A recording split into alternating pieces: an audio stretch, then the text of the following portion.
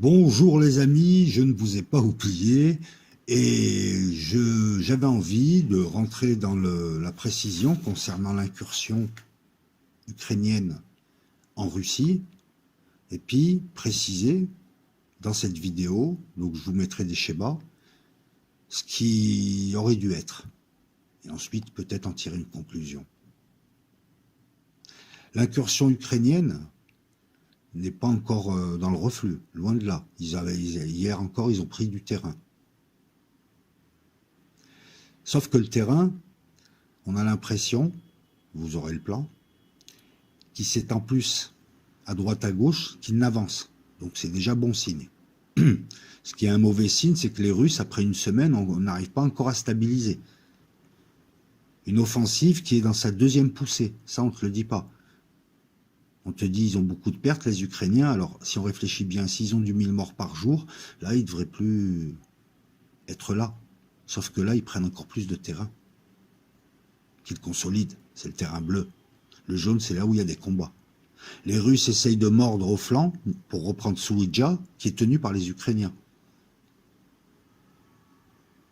Donc, on assiste à une deuxième poussée. C'est-à-dire que les troupes de départ sont secondés par le deuxième échelon, qui est au moins équivalent. Question, tous ces hommes, d'où ils sortent? Question, et j'ai ma réponse. La réponse est simple, c'est que toute la propagande pro-russe, malheureusement, a passé son temps à dire des trucs comme c'est Poutine fait durer la guerre. Je vous avais dit, quand on fait durer la guerre, on s'expose à ce genre de conneries. Ah, voilà. À trop prendre des égards, à trop prendre ceci. Voilà. Et je suis désolé, systématiquement, et j'en ai fait partie aussi, c'est pas une critique contre les gens parce que c'est dur à prévoir, mais tout le monde annonçait l'écroulement de l'armée ukrainienne. Et soyons honnêtes, plusieurs fois aussi, quand même, je vous ai dit, moi je le vois pas sur la carte.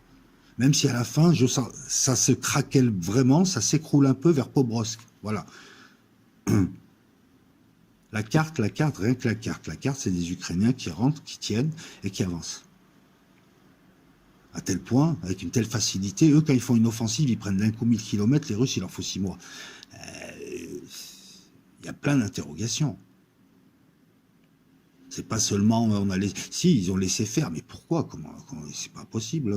T'es en guerre avec un pays et tes frontières, les gars, ils peuvent rentrer comme ça? Les gars, un pays qui ne sait pas protéger ses frontières, c'est pas une puissance. Hein. C'est soit un pays qui n'a pas les moyens, soit, je sais pas, soit un pays woke. Encore une fois, la problématique, la critique, c'est pas moi qui l'a fait, c'est les Russes. Hein, allez voir, ils expliquent. Les blogueurs, leur renseignement. Je rappelle que les Russes en Ukraine du renseignement ont des gens qui les préviennent. Tout le monde a prévenu qu'une offensive se préparait. Ils l'ont faite en passant par les postes frontières, même pas par la forêt. Il y a eu très peu de résistance. Et ensuite, on a vu des colonnes se faire prendre comme des cons. Pourquoi t'envoies des conscrits alors que l'armée ukrainienne rentre facile et semble être très puissante, celle-là en tout cas? Bizarre aussi. Non, mais pourquoi t'envoies des conscrits? T'es incompétent ou t'es complice? Pourquoi t'as mis autant de temps à envoyer des troupes du FSB? Pourquoi tu t'es juste contenté au départ d'envoyer des avions? C'est des fautes professionnelles, ça. Hein. Pourquoi tout le monde t'a prévenu depuis 2 mois? T'as pas pris la mesure, t'as pas préparé des troupes prêtes à intervenir discrètement. C'est très facile, hein. Il y a Koursk au-dessus. Tu peux faire intervenir en moins d'1 heure. Koursk qui sera une ville garnison. Donc une ville avec ce que j'appelle moi des troupes de reflux. Parce que protéger ses frontières, encore une fois, c'est pas mettre un type tous les 10 mètres, c'est pas mettre plein de gens, plein de machins. Il y a une manière de faire. Tu gères justement l'énormité de ta frontière. Là, tu as une frontière, tu es en guerre avec les Ukrainiens qui t'ont montré à chaque fois qu'ils ne respectaient rien. Ils ont fait des incursions déjà à Belgorod. Apparemment, tu avais fait un pacte. Tu sais très bien que les pactes ne tiennent pas. Comment se fait-il que tu n'aies pas contrôlé ta frontière? Les troupes frontalières soviétiques, je vais te prendre un exemple simple. L'armée soviétique, l'URSS, tu ne rentrais pas. Tu ne rentrais pas. Ils avaient moins de moyens technologiques. La seule chose que tu puisses faire, et encore, c'est une incursion, un type qui rentre comme dans les films d'espionnage ou un petit groupe, mais tu ne rentres pas. Je te parle de l'armée soviétique. Alors comment se fait-il que l'armée russe, qui est plus puissante et qui est mieux dotée, et mieux organisée, ait pu se faire avoir comme ça? Enfin, l'armée, non, ils ont prévenu, les gars. C'est juste qu'ils ont dit, attendez, on les prévient, ils font rien. Encore une fois, j'invente rien. De plus, il y a une histoire, hein, ces troupes frontalières soviétiques, ceux qui sont devenus le service frontalier du service fédéral de la sécurité de la Fédération de Russie. C'est-à-dire que les gardes frontières sont rattachés au FSB. Les anciens gardes frontières étaient rattachés au KGB, dès 59. C'est les seuls qui ont des gardes-côtes et des avions, avec les Américains. Avec les Américains aussi. Les gardes-côtes américains, c'est un corps à part, qui peut servir à faire la guerre d'ailleurs. Ils sont 170 000 membres. À l'époque, ça allait, je crois, entre 600 000 et 1 million. Et là, ils sont 170 000 membres. Tu vas te dire, c'est pas beaucoup. Sauf que c'est pas le nombre qui fait la protection. Aujourd'hui, on est à l'ère de l'électronique. Donc, chaque outil, chaque technologie démultiplie. Voilà, tu as un mec qui peut gérer 100 trucs. Il faut plus 100 hommes. Alors, restons un peu sur l'incursion. Hein. On a une deuxième poussée qui est... L'offensive ukrainienne est un modèle tactique. Maintenant, je comprends. Certains m'ont écrit, ils m'ont expliqué, oui, c'est un mix de troupes de l'OTAN, défroqués, de nazis déterminés, hein, de petits nazillons, Azov et compagnie déterminés.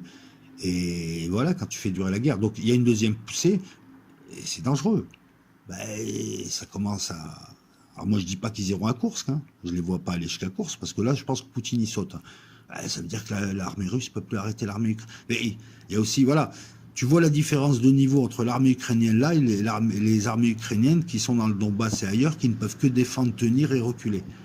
Et qui perdent du terrain, mais c'est du grignotage à côté de ça. Le but pour eux, c'est de prendre un maximum de terrain. Tu as l'impression que c'est scénarisé, c'est un coup à toi, un coup à moi, un coup à toi. L'offensive ukrainienne, la contre-offensive russe qui grignote depuis novembre 2023.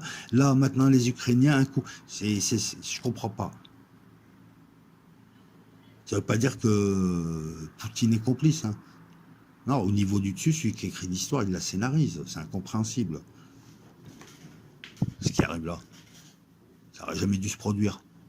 Ou alors on peut envisager, comme je l'ai fait hier soir, des complicités objectives ou subjectives, c'est-à-dire complicité subjective de certains généraux, certains militaires, certaines personnes placées dans l'appareil militaire, complicité subjective, c'est-à-dire qu'ils trahissent pour l'OTAN.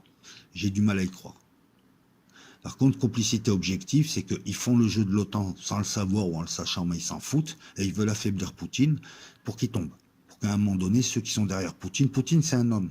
Il y a des gens derrière lui. Quand ces gens en auront marre de lui, ils le feront sauter, d'une manière ou d'une autre. Et la meilleure manière de le faire sauter, c'est de l'assassiner pour faire croire que c'est un complot de l'OTAN et pour pouvoir déclencher une guerre. Parce que ces gens sont des nationalistes qui veulent en découdre. Ils estiment que la Russie est humiliée, parce qu'elle n'est pas capable de gagner une guerre gagnable facilement. Ils ne comprennent pas tout un tas de choses. Alors eux, ils attribuent ça à l'incompétence de Gerasimov et de Shoigu à l'époque, mais ils ne comprennent pas. Et cette hypothèse-là, elle n'est pas stupide. Rappelle-toi encore une fois. Il faudra faire attention à l'après. Si la poche est résorbée, je suis obligé de prévoir ça. Je ne dis pas qu'elle ne veut pas l'être. Mais si dans un mois, il y a encore une poche comme ça ou un peu plus grosse, là, ce sera inquiétant. Mais une fois que cette péripétie sera dépassée, il faudra voir les Russes, l'enquête des Russes. Il y aura une enquête. Après, la presse occidentale te dit que Poutine n'était pas au courant pendant 3-4 jours. Non, c'est pas vrai, c'est du pipeau. C'est du pipeau. Non, ils veulent te faire croire que c'est un dictateur fou enfermé dans cette tour d'ivoire. C'est ça le biais de confirmation. L'a priori, biais de confirmation. Dis un truc pour que tu penses à un autre truc de lui, tu te fasses une image de lui, automatiquement. Non, c'est complètement con. C'est juste que là, Poutine, il est au centre d'un combat entre le FSB et l'armée, entre les militaires et les nationalistes, les pro-Poutine, etc. Il y a des morts, il y en a moins en ce moment. Le clan Poutine tient, mais il y a des luttes de pouvoir. Et les vrais décideurs, ils sont derrière Poutine. Et ils peuvent décider autre chose à un moment donné. Surtout s'il y a des mauvaises surprises comme celle-là. Voilà. Donc, qu'on ne me dise pas, il fait durer la guerre pour user, parce que là... Il y a aussi une hypothèse, c'est que cette offensive ukrainienne, c'est peut-être aussi une diversion pour déclencher. Ben, ils te sortent des 15 000, 30 000 hommes. Si je compte les deux poussées, ils te sortent des 30 000 hommes, ils te sortent des 300 blindés, des 400 blindés, d'où ils sortent ça? On nous racontait qu'ils avaient rien. Où est-ce que c'était? Non, parce que tu les ramènes pas en 2 jours de Pologne. Hein. Il faut les préparer, il faut s'entraîner dessus, il faut faire quelques trucs. Comment ils ont pu les ramener de l'Ouest? T'as tes avions, t'as tes missiles, t'as tes radars. Bien sûr que des convois comme ça. Non, mais tu les caches pas un à un, là, ça prendrait un an.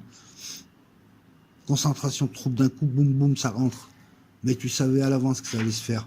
Qu'on me dise pas c'est un piège des Russes, hein. Tu perds pas 2000 prisonniers, t'évacues pas 200 000 personnes, tu perds pas autant de villages pour piéger dans un chaudron. Là, les Russes vont essayer de couper à la base pour enfermer dans un chaudron. Mais y arriveront-ils? Parce que pour l'instant, ils essayent de couper au flanc, mais ça s'est élargi en dessous. Vers Belaya, Belitsa, là où il y a des combats, jusqu'où? Quel est le véritable objectif des Ukrainiens? Il est là, le truc. Ce serait pas pour déclencher une autre offensive en Crimée? Un débarquement, genre 5-10 000 hommes qui essaient de faire une tête de pont, et puis objectif qui peut être fluctuant. Au départ, c'est une incursion, et puis ils voient la faiblesse du truc, ils poursuivent, puis finalement, ils décident de changer d'objectif et de se dire, tiens, on va essayer. Ah, pour peu que ça flanche, ils essaieront d'aller à Kursk. De combien d'hommes disposent-ils? Est-ce qu'ils ont encore une réserve stratégique ou pas, comme le dit Southfront depuis des mois? Depuis mars, Southfront nous dit qu'ils n'ont plus de réserve stratégique, sauf que là, ils ont encore sorti 30 000 hommes. Je critique pas Southfront, c'est une excellente source d'information. J'ai un esprit critique, c'est tout. Je pose des questions, encore une fois, voilà. On se pose des questions, c'est tout. On a tous fait des erreurs et c'est compliqué. Personne ne pouvait prévoir ça. Maintenant, je vais te mettre un schéma pour t'expliquer comment on protège une frontière, même avec 170 000 membres. Hein. Ce qui est juste les membres qui travaillent au FSB, parce qu'ils sont appuyés par d'autres membres. Là, tu as une armée, tu as un pays en guerre avec un autre. Hein, ne jouons pas avec les mots. Qui doit donc militariser sa frontière. Il ne va pas mettre que des gardes frontières, il est en guerre avec l'autre, il y a des troupes. Kursk, c'est une ville garnison. Alors c'est simple. Déjà chez l'adversaire, ta première ligne de défense, chez les Russes ont chez les Ukrainiens des agents de renseignement. Ils ont des mecs qui leur disent ce qui se passe, et ça peut être des gens qui habitent à Soumy et qui voient les troupes arriver. C'est ça, le renseignement à la base. C'est des petits trucs comme ça. L'Ukraine, c'est chez eux, c'est leur arrière-cour pour le renseignement, aussi bien pour le GRU que le SVR qui doit être dessus, que le FSB qui a le droit d'aller là, même si c'est du renseignement intérieur. Ils ont des agents dormants partout, ils sont bien renseignés. Hein, comment ils tapent les missiles, les centres de commandement de l'OTAN? Comment est-ce qu'ils peuvent taper des centres de commandement de l'OTAN avec précision, avec des missiles, avec du bon renseignement, dans le bon tempo, au moment où il y a des réunions, et se faire avoir comme ça? Tu vois, c'est qu'il y a un truc qui va pas, il y a un truc qui est de l'ordre, c'est pas les Russes, ils sont faibles, c'est qu'il s'est passé quelque chose, tu vois. Moi c'est ça que je... Tu peux pas allier l'excellence et puis la médiocrité en aussi peu de temps. Tu peux chuter, mais tu peux pas les alterner. Donc chez l'adversaire, tu as ta première ligne de départ, qui sait qu'il se passe un truc ou un machin, au pire t'affines en envoyant d'autres agents, ou voilà. Tu as les premiers nez qui sentent les nez qui sentent la première fumée. Donc après ils vont aller voir. Ensuite tu as la frontière. Tu verras, je t'ai fait une ligne, enfin une ligne. Elle n'est pas droite justement, non. Très incurvée, hein, des bosses en fait, voilà. J'ai assuré. Donc la ligne c'est la frontière, la première. Celle qui courbe, là, les courbes. Ensuite, ce qui est assuré, c'est un no man's land de quelques kilomètres, une zone où il doit y avoir personne. Enfin, personne. Pas de civils. Bien évidemment, ce no man's land, il est coupé par des lieux de passage, les postes frontières, que je t'indique. Et dans les no man's land, je t'ai mis ce qu'il devait y avoir. Ensuite, j'ai poursuivi les routes. Donc, ton no man's land, il doit y avoir personne. Tu mets des radars avec des mitrailleuses là où c'est approprié, là où il y a du champ de vue. Un radar de type Groundmaster 3000 par exemple. Oui, des radars au sol. L'armée de terre, elle a des radars au sol qui permettent de voir arriver des véhicules. Hein, attention, hein, tu vois pas tout. Puis le problème, c'est qu'il y a les arbres, il y a les trucs et tout. Donc tu prends un champ dégagé et mitrailleuse. C'est ce que faisait l'armée française à une époque, c'est ce que faisait notamment en Algérie, c'est ce que font, c'est ce qu'il y a à la frontière, ça existe hein, depuis longtemps, depuis les années 80 ça. Enfin même avant, je dis n'importe quoi. L'armée israélienne pour garder ses frontières avec des postes avec des petits postes à tous les 5 kilomètres, c'est ce qui délimite la frontière 38e parallèle entre la Corée du Nord et la Corée du Sud. Il y a des systèmes comme ça. Tout le monde les a. Ça permet de protéger des champs. Et puis tu mines. Tu mines. Tu mines à l'antipersonnel, tu mines à l'antichar. Et puis tu peux créer des ouvrages, des tranchées de 5 mètres, du fossé antichar. Toujours dans le no man's land. Dans le no man's land, tu mets des patrouilles régulières, des patrouilles d'hommes en véhicules blindés qui qui se préparent à aller au combat. C'est de la reconnaissance de combat. Tu mets des guets réguliers, des types qui s'enterrent dans la forêt pour repérer les infiltrations. Tu mets des capteurs soniques, c'est très efficace. Tout ça est utilisé déjà. Tu mets des capteurs soniques, tu mets des caméras thermiques, tu les relis, voilà. Les mecs qui rentrent, tu les vois rentrer. Tout ça, c'est centralisé. C'est centralisé au niveau des fortifications, qui sont derrière les postes frontières. Les postes frontières, très légers. Quelques types, mais s'il y a une incursion en force, tu leur demandes de se replier. Tu lâches le terrain pour gagner du temps. Ils vont prendre 10-15 bornes, mais après, tu vas voir. Ça, c'est ta deuxième ligne, le no man's land. Le poste frontière, tu peux créer des passages chiants. Tu coupes la route, tu fais des cubes, tu enlèves à la route des cubes. Ça crée des chicanes.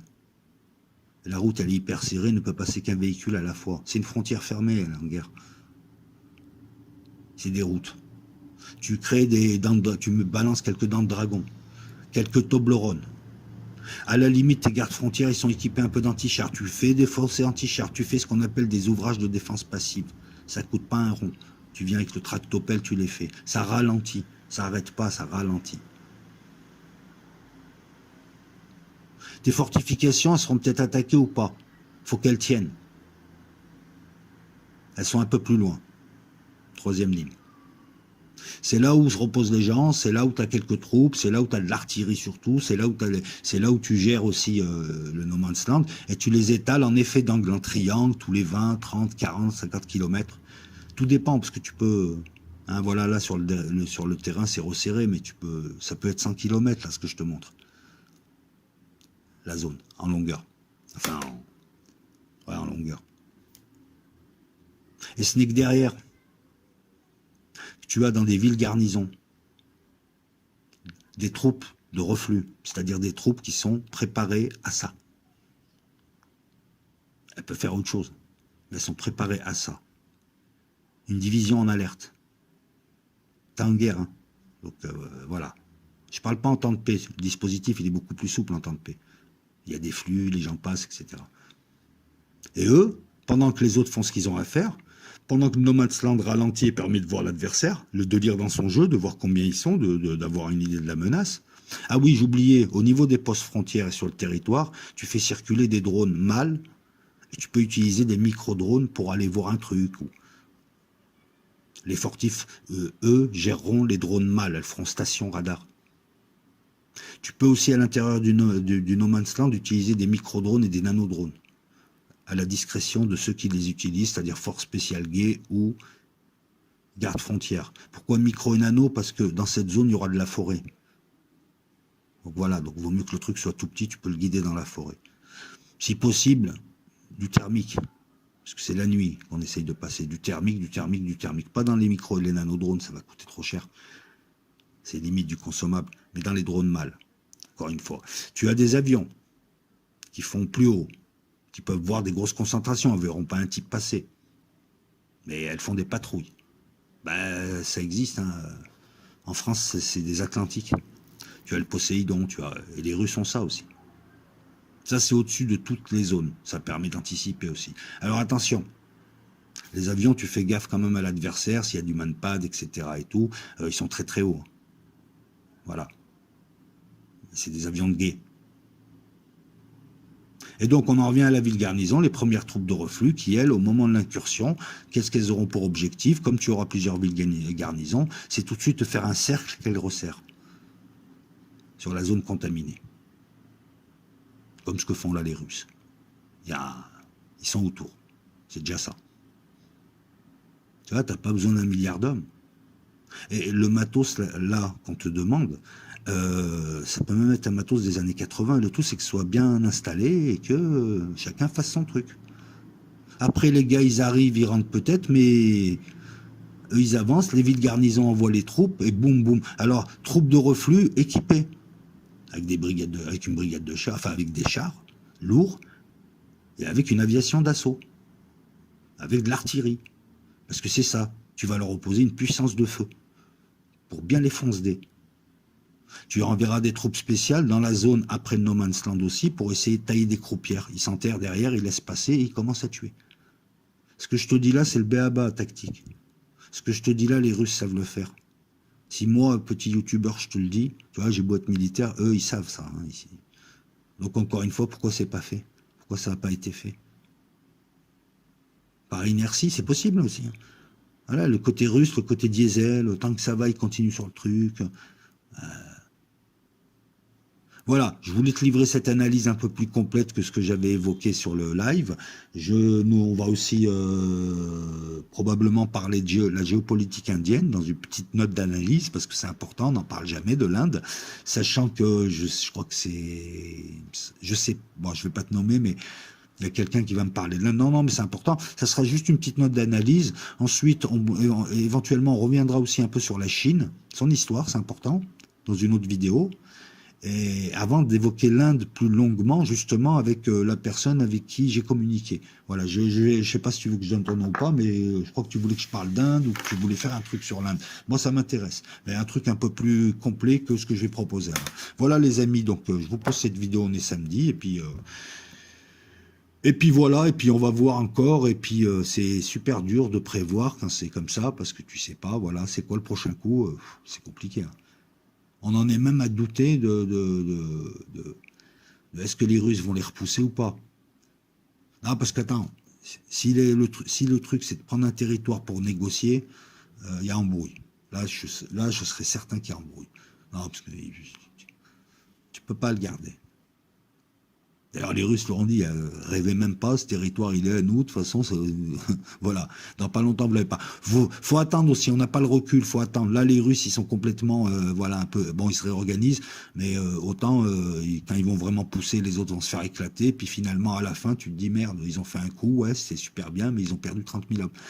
Ils ont plus de réserve stratégique. Tu vois, autant dans 2 semaines, c'est une victoire russe. Hein. Imagine qu'ils ont mis tout ce qu'ils avaient.